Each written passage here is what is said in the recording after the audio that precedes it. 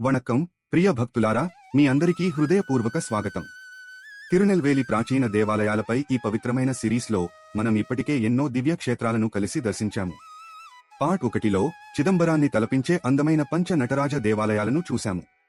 Part 2లో తిరునెల్వేలి యొక్క ఆధ్యాత్మిక శక్తి నిండిన ప్రాచీన నవ కైలాయం దేవాలయాలను అనగా నవగ్రహ శివక్షేత్రాలను దర్శించాము. అలాగే పార్ట్ 3లో ఈ పవిత్ర ప్రాంతంలోని మహిమాన్వితమైన నవ తిరుపతి దేవాలయాలు మరియు ఇతర దివ్య దేశాలను సందర్శించాము.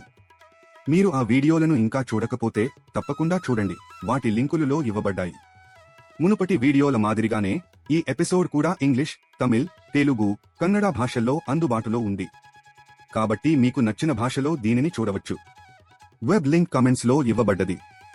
ఈరోజు తిరునెల్వేలి ప్రాంతంలో, ముఖ్యంగా సంకరంకోవిల్ చుట్టుపక్కల ఉన్న మరో అరుదైన శక్తివంతమైన ఆలయ సమూహం పంచభూత స్థలాలు వైపు మన పవిత్ర యాత్రను కొనసాగిద్దాం.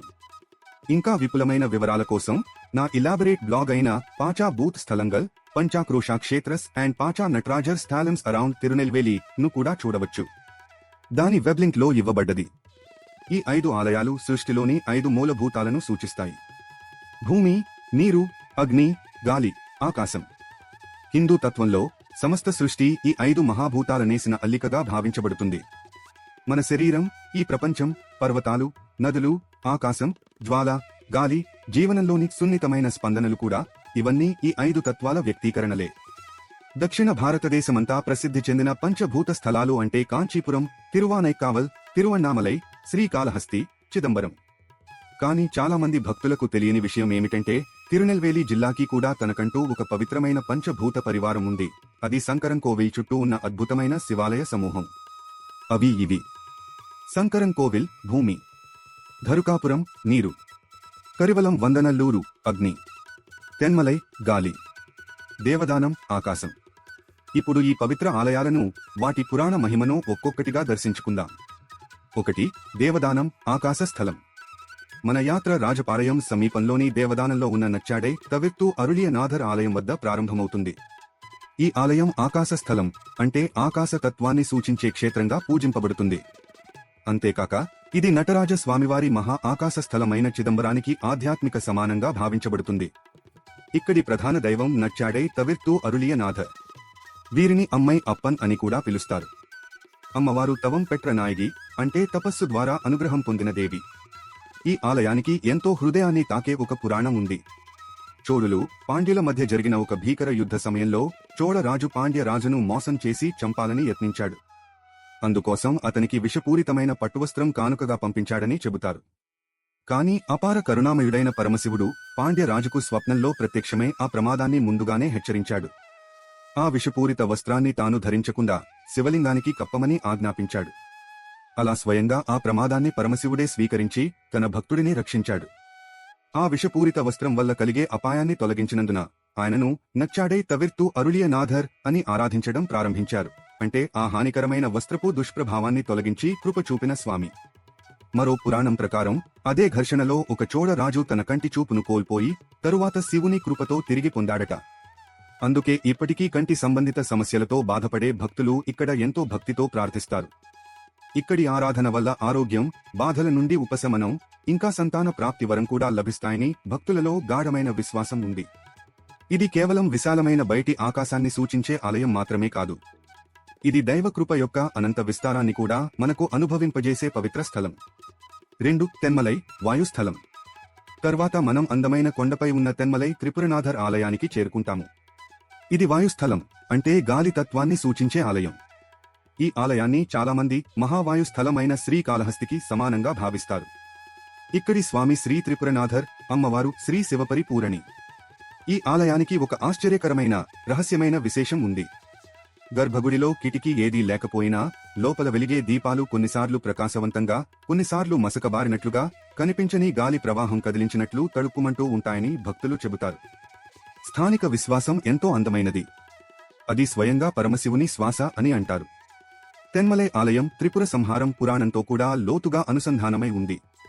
చాలా కాలం క్రితం ప్రపంచాన్ని కలవరపరిచిన విధ్వంసక శక్తులతో సంబంధమున్న 3 అహంకారి పాలకులు బలమైన కోటలు కట్టి ప్రజలను హింసించేవారని చెబుతారు. అప్పుడు భక్తులు ఉపశమనం కోసం పరమశివుడిని ప్రార్థించారు. దక్షిణంలో అగస్త్య మహర్షిని కలిసిన తరువాత పరమశివుడు ఆ 3 దుర్గాలను సంహరించి ధర్మాన్ని రక్షించాడు. అలా 3 పురాలను జయించినందున ఆయన ఇక్కడ త్రిపురనాథేశ్వరుడుగా ప్రసిద్ధి చెందాడు. మరొక స్థానిక సంప్రదాయం ప్రకారం ఈ క్షేత్రంలోని అసలు లింగం కాలక్రమేణా కనుమరుగైందట. శతాబ్దాల తరువాత ఒక స్థానిక పాలకుడు కొండ అడుగున విశ్రాంతి తీసుకుంటుండగా బలమైన గాలి వీచి ఆ స్వయంభూ లింగాన్ని మళ్లీ వెలికితీసిందట. అదే రాత్రి పరమశివుడు అతని స్వప్నంలో ప్రత్యక్షమై తన కోసం అక్కడ ఒక ఆలయాన్ని నిర్మించమని ఆజ్ఞాపించాడట. ఆ తరువాత ఈ క్షేత్రం రాజభక్తి, విజయానికి కేంద్రంగా మారింది. తెన్మలై సర్ప దోష పరిహారం కోసం కూడా ప్రసిద్ధి చెందింది. అలాగే భక్తులు ఇక్కడ పౌర్ణమి గిరివలం ఎంతో విశ్వాసంతో నిర్వహిస్తారు. ఈ ఆలయం మనకు ఒక గొప్ప సత్యాన్ని గుర్తుచేస్తుంది. గాలిని మనం చూడలేము, కానీ దాని ఉనికిని అనుభవించగలం. అలాగే దైవకృపను ఎప్పుడూ కళ్లతో చూడకపోయినా హృదయంతో మాత్రం అనుభూతి చెందగలం. 3. కరివలం వందనల్లూరు అగ్నిస్థలం. ఇప్పుడు మనం కరివలం వందనల్లూరులోని పాల్వన్ననాథర్ ఆలయానికి సాగుదాం. ఇది అగ్నిస్థలం, అంటే అగ్నితత్వాన్ని సూచించే పవిత్ర క్షేత్రం. ఈ ఆలయాన్ని మహా అగ్ని క్షేత్రమైన తిరువణ్ణామలై అరుణాచలేశ్వర ఆలయానికి సమానంగా భావిస్తారు. ఇక్కడి స్వామి శ్రీ పాల్వన్ననాథర్. ఇతర పవిత్ర నామాలతో కూడా ఈయన పూజింపబడతారు. అమ్మవారు ఒప్పనే అమ్మన్, అపారమైన సౌందర్యం, కరుణకు రూపం. ఈ ఆలయానికి ఎన్నో ఆసక్తికరమైన పురాణాలు ఉన్నాయి. ఒక పురాణం ప్రకారం ఒక రాజు అడవిలో వేటాడుతూ ఒక ఏనుగును వెంటాడాడు. ఆ ఏనుగు చివరకు ఒక గూఢమైన శివక్షేత్రానికి చేరి శివలింగాన్ని ప్రదక్షిణం చేసింది. వెంటనే అది భూతగణాలలో ఒకటిగా, అంటే పరమశివుని అనుచరుడిగా మారిందట. ఏనుగు కరి వలం చేసినందువల్ల ఈ ప్రదేశానికి కరివలం వందనల్లూరు అనే పేరు వచ్చిందని చెబుతారు. మరొక శక్తివంతమైన పురాణం ప్రకారం రామాయణ యుద్ధం తరువాత లక్ష్మణుడు ఇంద్రజిత్తును సంహరించిన కారణంగా బ్రహ్మహత్య దోషం పొందాడట. ఆ కర్మబంధం నుండి విముక్తి పొందేందుకు అతను ఇక్కడికి వచ్చి ఒక లింగాన్ని ప్రతిష్ఠించి పరమశివుని ఆరాధించి ఉపశమనం పొందాడని చెబుతారు. ఇంకా మరో పురాణం ఈ ఆలయాన్ని పాల సముద్రంతో అనుసంధానిస్తుంది. దేవతలు, అసురులు క్షీరసాగర మథనం చేసినప్పుడు అమృతంపై వివాదం ఏర్పడిందట. అప్పుడు శుక్రాచార్యుడు అసురుల కోసం భూమిపై ఒక పాలతటాకాన్ని సృష్టించాడని చెబుతారు. ప్రపంచ సమతౌల్యానికి భంగం కలగకుండా ఉండేందుకు పరమశివుడు వేషం మార్చుకుని ఆ తటాకంలో ప్రవేశించి దాన్ని మార్పు చేశాడట. ఈ పాలవర్ణ కాంతితో ఉన్న అనుబంధం వల్ల ఇక్కడి స్వామికి పాల్వన్ననాథర్ అనే నామం ఏర్పడింది. ఈ ఆలయం అగస్త్య మహర్షి, పరాశక్తి ఆరాధన, ఇంకా అత్యంత పవిత్రమైన ఆధ్యాత్మిక శక్తితో కూడా అనుబంధమై ఉంది. భక్తులు ఇక్కడ వివాహం, సంతానవరం మరియు అడ్డంకుల నివారణ కోసం ప్రార్థిస్తారు. ఇక్కడి అగ్నితత్వం కేవలం విధ్వంసాన్ని మాత్రమే సూచించదు. అది పవిత్రీకరణ, కర్మదహనం మరియు దైవిక మార్పుకు ప్రతీక. 4. ధరుగాపురం నీరుస్థలం. మన 4వ ఆలయం ధరుగాపురంలోని మధ్యస్థనాథర్ ఆలయం. ఇది నీరుస్థలం, అంటే నీరు లేదా జలతత్వాన్ని సూచించే పవిత్ర క్షేత్రం. ఈ ఆలయాన్ని మహాజలక్షేత్రమైన తిరువానైకావల్ జంబుకేశ్వరర్ ఆలయానికి సమానంగా భావిస్తారు. ఇక్కడి స్వామి మధ్యస్థనాథర్. వీరిని పిణక్కరుత్తా పెరుమాన్ అని కూడా పిలుస్తారు. అమ్మవారు అఖిలాండేశ్వరి. ఒకప్పుడు ఈ ఆలయ గర్భగుడిలోనే సహజ సిద్ధమైన ఒక ఊట ఉండేదని చెబుతారు. ఆ ఊటలోని నీటిని స్వామివారి అభిషేకం కోసం ఉపయోగించేవారు. తరువాత ఆ ఊట మూసివేయబడినా ఇప్పటికీ గర్భగుడి గోడలపై తేమ కనిపిస్తుందని భక్తులు చెబుతారు. అది ఇక్కడ జలతత్వం ఇప్పటికీ సజీవంగా ఉన్నదనే నిశ్శబ్ద గుర్తుగా భావించబడుతుంది. ఈ ఆలయంలో అత్యంత అందమైన పురాణం శాంతి మరియు సామరస్యాన్ని గురించి చెబుతుంది. పూర్వకాలంలో చేర, చోళ, పాండ్య రాజులు తరచూ ఒకరితో ఒకరు యుద్ధాలు చేసేవారు. ఈ కలహాన్ని ముగించాలని సంకల్పించిన పరమశివుడు అగస్త్య మహర్షి రూపంలో వచ్చి వారి మధ్య మధ్యవర్తిత్వం చేశాడని చెబుతారు. వారి వివాదాలను సర్ది చెప్పి సరిహద్దులను నిర్ణయించి శాంతిని నెలకొల్పాడట. అలా ఆయన మధ్యస్థుడు, అంటే మధ్యలో నిలబడి తగాదాను పరిష్కరించేవాడుగా వ్యవహరించినందున ఇక్కడ ఆయన మధ్యస్థనాథర్గా ఆరాధించబడుతున్నారు. ఈ ఆలయంలో శివుడు కేవలం తపస్సు, శక్తి యొక్క మహాస్వామి మాత్రమే కాదు, కలహాలను పరిష్కరించి సామరస్యాన్ని పునరుద్ధరించే దైవంగానూ దర్శనమిస్తాడు. ఈ ఆలయంలో మరో అత్యంత అరుదైన విశేషం కూడా ఉంది. ఇక్కడ దక్షిణామూర్తి నవగ్రహాల కంటే పైభాగంలో ఆసీనుడై ఉన్న ఒక ప్రత్యేక సన్నిధి ఉంది. అది ఆయన గ్రహాలకే ఉపదేశం చేస్తున్నట్టుగా అనిపిస్తుంది. ఇది చాలా అపూర్వమైన రూపంగా భావించబడుతుంది. భక్తులు ఇక్కడ ముఖ్యంగా గురుదోష నివారణ కోసం, అలాగే జీవితంలోని ఇతర కష్టాల నుండి ఉపశమనం కోసం ప్రార్థిస్తారు. 5. శంకరం కోవిల్ భూమి యొక్క పృథ్వీ స్థలం. చివరగా ఈ సమూహంలో అత్యంత ప్రసిద్ధిగాంచిన ఆలయానికి మనం చేరుకుంటాము, శంకరం కోవిల్లోని శంకరనారాయణ స్వామి ఆలయం. ఇది పృథ్వీ స్థలం, అంటే భూమి తత్వాన్ని సూచించే పవిత్ర క్షేత్రం. ఈ మహాక్షేత్రం ఈ ప్రాంతంలోని పంచభూత స్థలాలలో ఒకటే కాదు, ఇది దక్షిణ తమిళనాడులో అత్యంత ఆధ్యాత్మిక ప్రాధాన్యం కలిగిన ఆలయాలలో ఒకటి కూడా.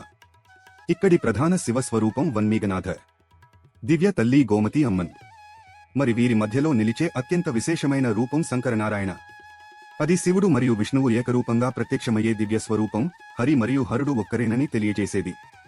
ఇక్కడి అత్యంత ముఖ్యమైన పురాణాలలో ఒకటి ఇద్దరు నాగభక్తుల గురించి చెబుతుంది.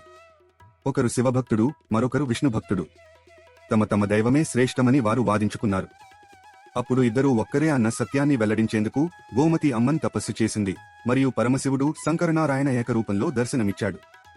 ఈ దివ్య సంఘటనను ఇక్కడి ప్రసిద్ధ ఆడి తపస్సు ఉత్సవం ద్వారా స్మరించుకుంటారు. అది ఇక్కడ జరిగే అత్యంత వైభవమైన ఉత్సవాల్లో ఒకటి. మరొక పురాణం ప్రకారం ఈ ప్రదేశం ఒకప్పుడు పుట్టతో కూడిన అడవి ప్రాంతంగా ఉండేది. ఒక రాజు అద్భుత పరిస్థితుల్లో అక్కడ శివలింగాన్ని కనుగొని దాని చుట్టూ ఆలయాన్ని నిర్మించాడని చెబుతారు. స్వామి పుట్టలో ప్రత్యక్షమైనందున ఆయనకు వన్మీగనాథర్ అనే నామం వచ్చింది. ఈ ఆలయం ముఖ్యంగా గోమతి అమ్మవారి వైద్యకర కృపకు ప్రసిద్ధి చెందింది. పవిత్రమైన పుట్టుమ అంటే ఆ పుట్టలోని మట్టి భక్తుల నమ్మకంలో స్వస్థతను ప్రసాదించే గుణాలు కలిగినది. ఇక్కడ నాగసునై అనే పవిత్ర తీర్థకుంట కూడా ఉంది. రోగాలు, సర్ప సంబంధిత దోషాలు, భయం, అయోమయం, దుర్భఖం వీటి నుండి ఉపశమనం కోసం అనేక మంది ఇక్కడ ప్రార్థిస్తారు. గోమతి అమ్మవారి సన్నిధి అత్యంత శక్తివంతమైనది. భక్తులు హృదయపూర్వకంగా ప్రార్థిస్తే మనశ్శాంతి, స్పష్టత, ధైర్యం, స్వస్థత లభిస్తాయని గాఢంగా విశ్వసిస్తారు. ఈ ఆలయానికి పాంబాటి సిద్ధర్తో కూడా అనుబంధం ఉంది. ఆయన సమాధి ఆలయం వెనుక భాగంలో ఉందని చెబుతారు. శంకరం కోవిల్లో భూమి తత్వం అంటే కేవలం మట్టి లేదా పదార్థం మాత్రమే కాదు.